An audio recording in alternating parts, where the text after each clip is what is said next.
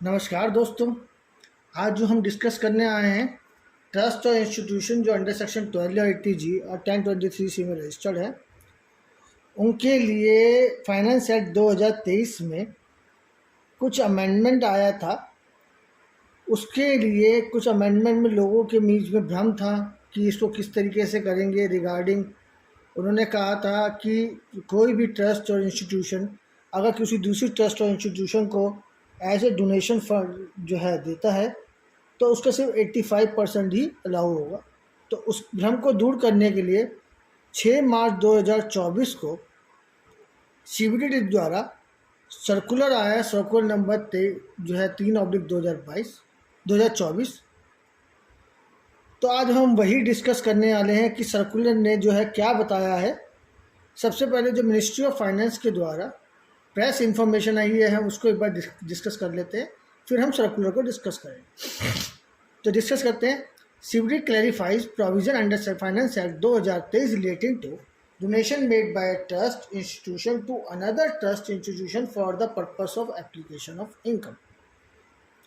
Any trust or institution registered under section 12AA or 12AB of the Income Tax Act 1961 is exempt subject to fulfillment of certain condition.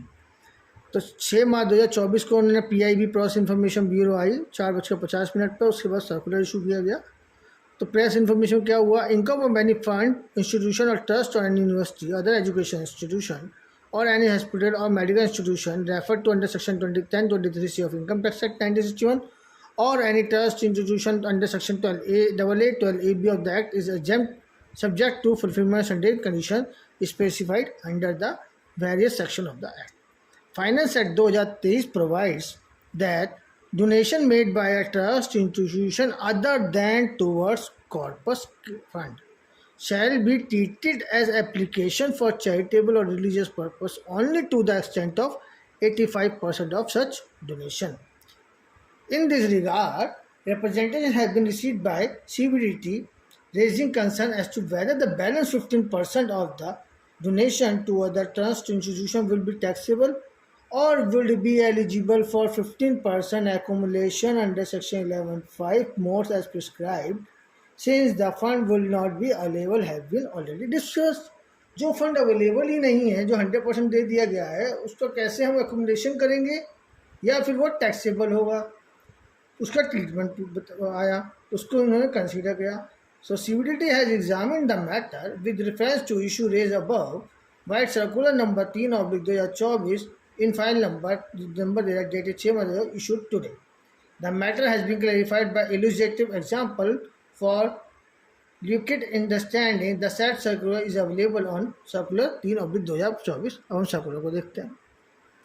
Circular number जो है 3/2024 6 मार्च का है। अब हमसे पढ़ते हैं, हमें क्लैरिफाई हो जाएगा। सर्कुलर ने बहुत क्लियर बोला है, income of any fund, institution, trust, university, other education institution और एनी हॉस्पिटल और other medical institution refer to in sub clause 4 और sub clause 5 oblique sub clause 6 और sub clause 6A of section 1023C of the income tax act 1961। मैंने 1023C जो है 4, 5, 6 और 6A में जो आते हैं, और एनी ट्रस्ट और institution under section 12AA or 12AB of Income Tax Act is exempt subject to fulfillment of certain conditions provided for the to reside in the Act.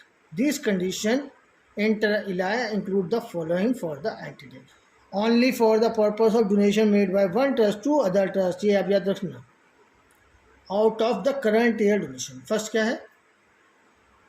At least 85% of the income of the trust institution should be applied during the year for the charitable or religious purpose। पहला ये point में कहते हैं, trust और institution are allowed to apply mandatory 85% of their income either themselves or by making donation to other trust with similar object. General provision क्या है कि 100 में से 85% की इनकम हमें ट्रस्ट को, इंस्टीट्यूशन को अप्लाई करनी होती है ड्यूरिंग द पीरियड। अगर अप्लाई नहीं कर पाते तो हमें फॉर्म 10 फाइल करना होता है और फॉर्म 9 फाइल करना होता है।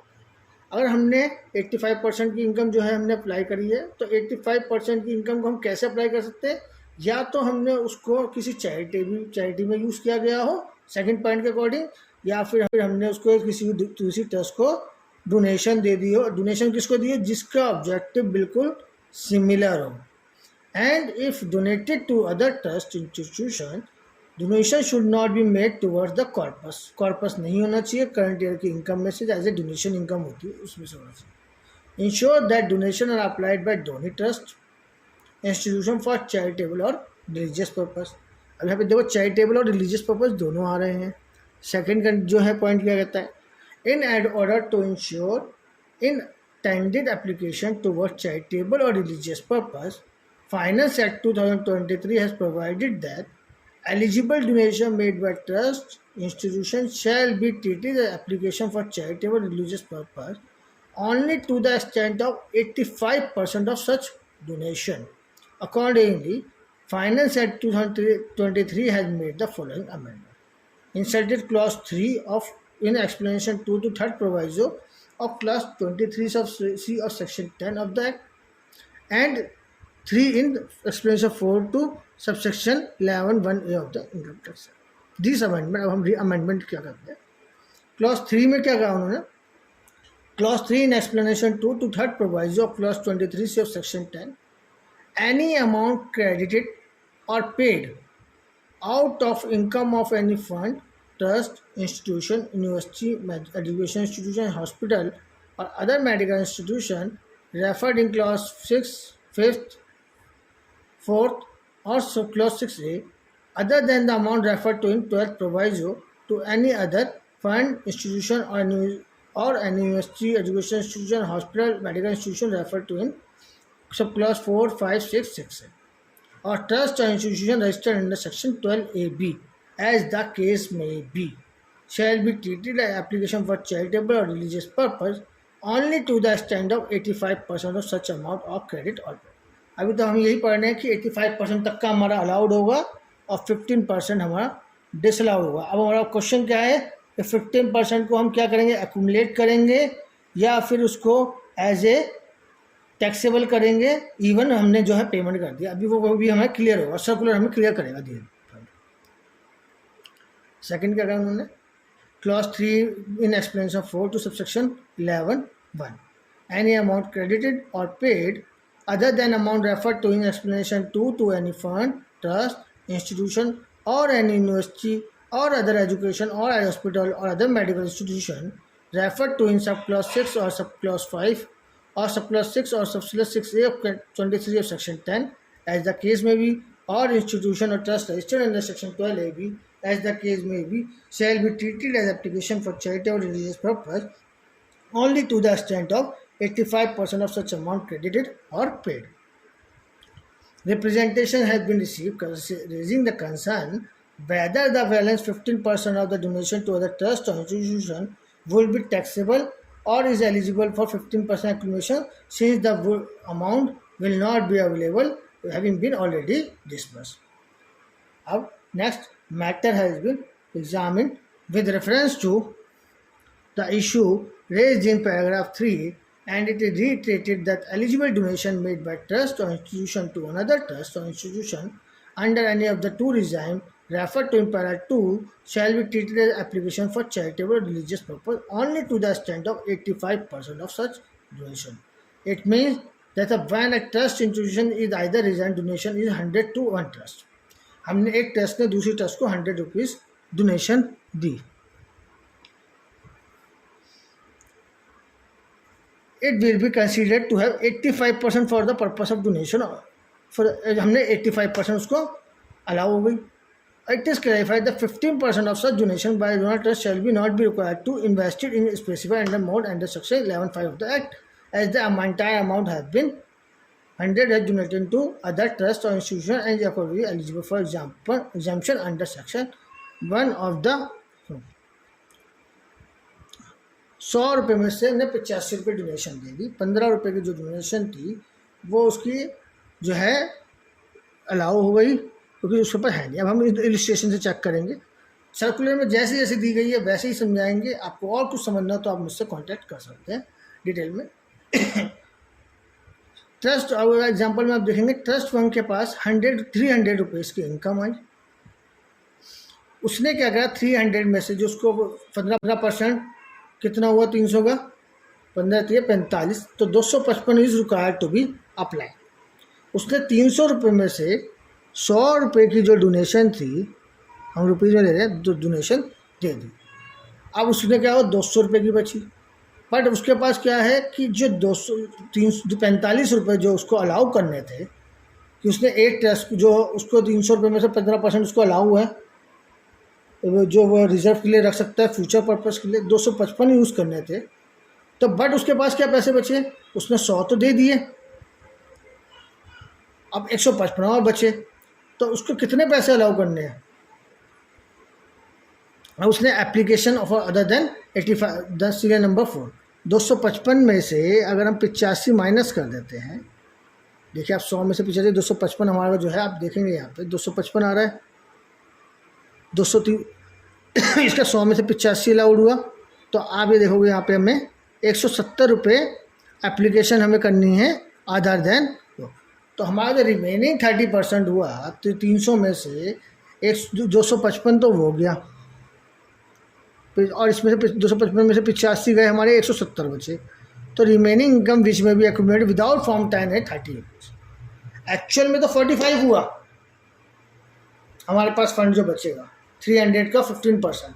बट हमारे, सोचो आप 300 में से 15% गया तो 45 होता है, बट उसने यूटिलाइज कर लिया 170 अदर देन वो, और उसको 85 वैसे वो था, तो 170 और 100 उसने पूरा डोनेशन दे दिया था, तो 270 हो गया। तो 30 रुपये ही वो विदाउट फॉर्म 10 है 9 है वह एक्यूमुलेट कर सकता है। अच्छा, अब सेकंड बात करते हैं। अगर मान लो जैसे यहाँ पे पूरा का पूरा हमें हो गया, अब उसके पास क्या हुआ, सेकंड बार उसके पास ट्रस्ट मिली 100 रुपीज़, उसके पास 100 रुपये में से 100 रुपये की उसे डोनेशन मिल गई, बट उसको क्या था कि 85 रुपये तक का ही 15% का उसको डिसअलाउ हो गया होगा, क्योंकि उसने यूज नहीं करा। बट उसने तो पूरा का पूरा 100% डोनेशन दे दिए, तो उसको 15 रुपये के लिए अलग से कोई भी फॉर्म 10 और 9 फाइल करने की जरूरत नहीं है, क्योंकि उसका फंड ही नहीं है, उस इन्वेस्टमेंट करने के लिए भी पैसे नहीं हैं, मोड्स भी स्पेसिफाई हैं, और एक्चुअल में भी रिजर्व नहीं है। तो यही क्लैरिफाई किया। अब उसने कि 100 का 100 डोनेशन दिया दूसरे को, उन्होंने भी, उसको 85% अलाउड था 15% डिसअलाउड था, उन्होंने क्या करा, 100 का 100 जो है एप्लीकेशन को दे। तो यहाँ पे क्या, 100 का जो 15% अलाउ हुआ है, यहाँ पे थर्ड पॉइंट आप देखो। अब हम जो है ट्रस्ट नंबर 3 पे आते हैं। ट्रस्ट नंबर 3 जो यहाँ पे कह रहे हैं कि उसको जो 100 रुपये की डोनेशन दूसरी ट्रस्ट से मिली थी, उसने दूसरी ट्रस्ट को किसी और को डोनेशन दी नहीं है, तो इस पर ये क्लॉज एप्लीकेबल ही नहीं होता है कि एक ट्रस्ट ने दूसरी ट्रस्ट को डोनेशन दी है तो 85% का डिसअलाउ होगा। तो आप इस बात को समझ गए होंगे कि ट्रस्ट 1 के अंदर उनने जो है 300 रुपये में से 100 रुपये की डोनेशन जो है दूसरी ट्रस्ट को दी थी, तो उसके ऊपर ये एप्लीकेबल हो गया। तो उसके पास पैसे ही नहीं बचा था, तो उसको उन्होंने क्या करा, कंसीडर कर लिया कि वो अलाउबल है, उसको आगे मोड में स्पेसिफाई नहीं करा। दूसरी ट्रस्ट को 100 रुपये से जब उसने डोनेशन दी, तो 100 का 100 उसने यूटिलाइज़ करा, और 85 ही उसको अलाउड था। बट जो उसके पास में फ़ंड ही नहीं बचा, तो आप देखोगे तो उसके बाद जब फंड ही नहीं बचा, तो उसको पूरा का पूरा आगे मोड में स्पेसिफाई नहीं करना। और थर्ड ट्रस्ट के पास तो उसने डोनेशन किसी और ट्रस्ट को दी नहीं है, तो उसको कुछ भी डिसअलाउ नहीं होगा। थैंक यू फ्रेंड्स, यहाँ पर हमारी ये वीडियो एंड होती है। नमस्कार, थैंक